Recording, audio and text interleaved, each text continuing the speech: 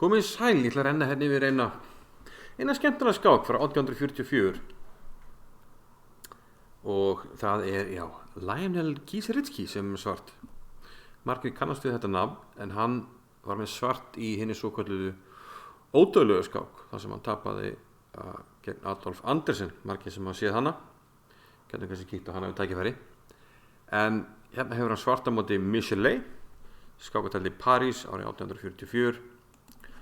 Og þessum tíma, svona rómantíska tímanu, hann teldi mér náttúrulega mikið kóngsbragð og fótnaði mikið.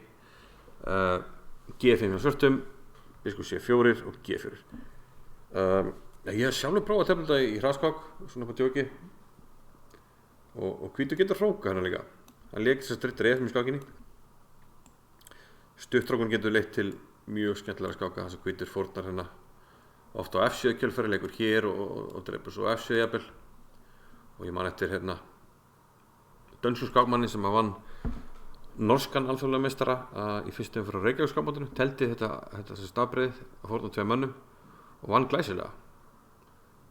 Skákmaður með eitthvað 1600 stig, þetta vakti mikla athygli. En Michelet þessi, hann leikir neðri E5, þá kom drótning H4 skák, kongur finnur 1 og finnur 3. Skilst að þetta afbrigði sé kennt við Cochrane, sem einnig á hinn svokallaða Cochrane gambit. Ef við bökkum aðeins að Cochrane gambiturinn sem sagt í Petrásvörn, að hvítur drepur hér fórn á manni, leikur svo D4 og reynir að fá miðborð. Það er ekki hægt að drepa hérna út af drótning H5 skák, vinnum hérna ryttara tilbaka, ef maður rétt. Það er ekki efnið okkar hérna, þessari skák, þetta er kennt við Cochrane og já, hvítur kemur hérna. Já, opnað fyrir liðsaflan, leikur D4, opnað fyrir svartrættabiskupinn og svartur ákvar að koma mönnum út. Hann gæti drepa á G2 en áhverjum ekkert nema kannski drótning hérna skák og hérna kannski ekkert sérstætt framhald svona í kjölfæri. Þannig að kemur mönnum út, setur á F4P, hvítur valdar það hérna, leikur þetta C3 og valdar, svartur ákvar að koma mönnum út og hvítur loka búðinni hérna, leikur G3. Svarti færindar aðganga á þessu G2-reitina og merkilegt nokk að þá fekk Gieseritsky þessa stöðu upp ári áður 1843 með hvítumönnunum. Andstæðingur hans þar leik hann stuttrókaði, valda henni F7. Gieseritsky vann þá skák með hvítu. Hann kýs sjálfur að leika henni D6. Leifi dropaði F7 en leikurinn hrókur F8. Og það vantanlega að hugsa að koma hróknum hérna bak við peðið, sé kannski að fara hérna eitthvað inn á hann og sé eitthvað gott að gerast. En enda kemur hérna eftir þetta G5, hann getur skák, kongur E3 og biskup H6. Og hann hérna, hvítur bakkur, bara valdar hérna rittarann, bakkar og valdar hérna rittarann.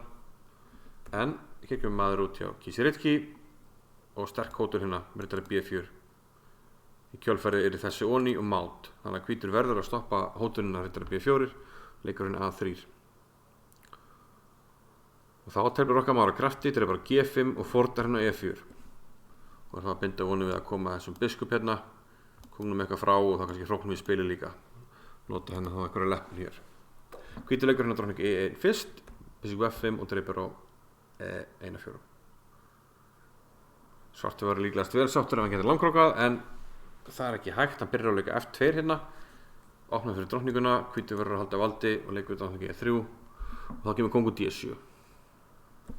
Undir byrjar að koma hróknum í spilið, hvítur er spakur, leikur hérna biskup D5, valdar E4 og blokkar hérna FP, leikur hrókur A til F1.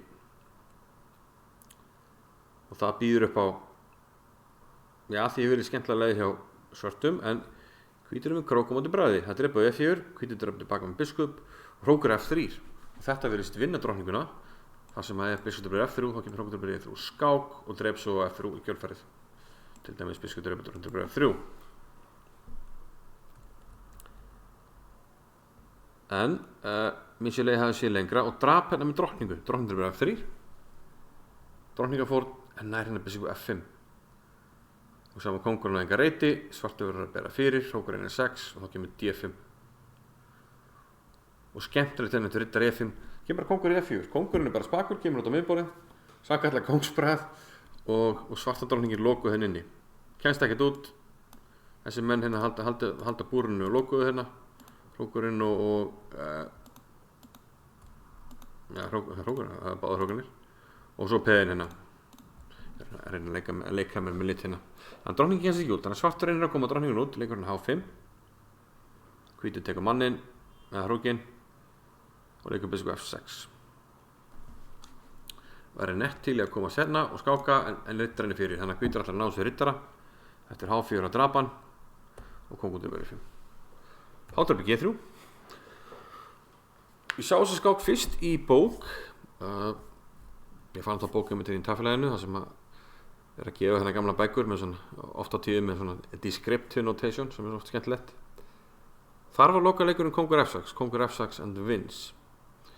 Í gagnagruninum hins vegar leikurinn H3 hjá hvítum. Þeir eru svona svipa sterkir, ég held að H3 sé ívið sterkari. Og hóturinn núna að leika bara kongur F6, biskup G6 skák og svo E7 E8 drottning. Og við þessi lítið að gera. Hægt að leika kongur E7 en þá kemst hrókurinn inn og endur niður hóturnina. Þótt og hún ára að drepa H-unum þá drottningi bara svo langt í burtu og það ekkert að gera. Svartur endi, drottning drepar H1. Hugmyndin ef hrókur drepar H1 þá kemur G2. Reynir á drottningu. En hvítur hefur tíma til að gefa þetta lið og leikur kongur F6. Drottning drepar F1 og byrjar nú að skáka. E7 kemur með skák og vekur upp með skák og þetta enda með máti og svartur gafst upp. Lokin hefði getið orðið kongur hér, B4, kongur B5, skák hér og mát á A5 kjölfarið. Mát hér beint á A5 og ef hér skák hérna og mát á A5. Þetta er flott skák hjá Michelet og ég kýsi Ritski enn og aftur í hlutverki fórnarlambsins í glæsilegum skákum. Það er mjög óvenjuleg staða hérna sem við sáum eftir H3 með hennar kóng hérna alveg út á miðborði. Svartu drottningun einhvern veginn fasta hérna með eigin peð í kringu sig. Mjög óvenjulegt og skemmtilegt. Við höfum gaman að þessu. Herru, ég þakka fyrir í bili og við sjáum síðar.